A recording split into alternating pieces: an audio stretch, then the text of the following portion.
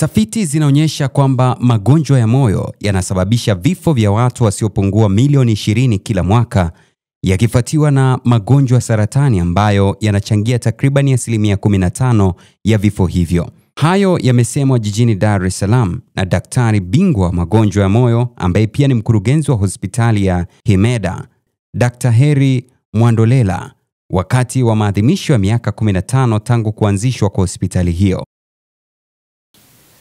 Taasisi yetu ni moja ya taasisi ambazo zimekuwa zinatoa huduma za afya katika maeneo mbalimbali, lakini zaidi tumekuwa tunajikita katika maeneo ya kimkakati.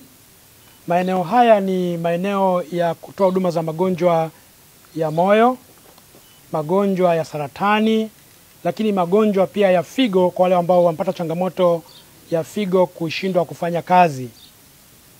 Kwa nini tumechagua maeneo haya? Ni kwa sababu takwimu hivi sasa zinaonyesha kwamba magonjwa yasiyoambukiza, hususan magonjwa ya moyo, figo, lakini pia na saratani, ndio magonjwa ambayo yanaongoza kwa kuchangia kwa vifo vingi kuliko magonjwa mengine yote hapa duniani.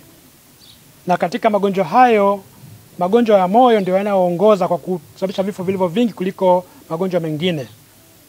Takwimu za mwaka 2025 mwaka huu zinaonyesha kwamba magonjwa ya moyo peke yake yanagharimu au yanasababisha vifo vya watu wasiopungua milioni 20 kila mwaka. Kwa hiyo ukichukua magonjwa ya moyo yanachangia 33% na magonjwa ya saratani, unaona kwamba 50% ya vifo vyote duniani husababishwa na magonjwa haya mawili tu, ukiacha mbali magonjwa mengine yote.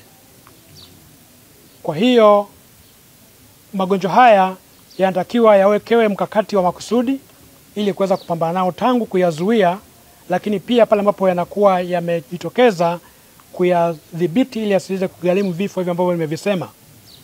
Na katika takwimu hiyo ambayo nimeisema ya watu milioni 20, watu milioni 15 ambao ni 75% hufa kutokana na magonjwa haya katika ukanda wa chini ya jangwa la Sahara au Sub-Saharan Africa, ambako Tanzania sisi ni mojawapo.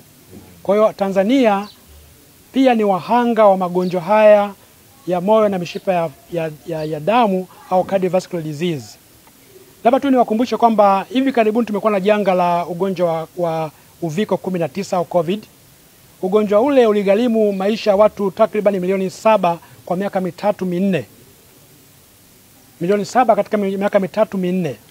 Lakini magonjwa ya moyo yanagharimu vifo au watu milioni 20 kwa mwaka mmoja, kama mara 3 zaidi ya ambavyo COVID imeua kwa miaka 3.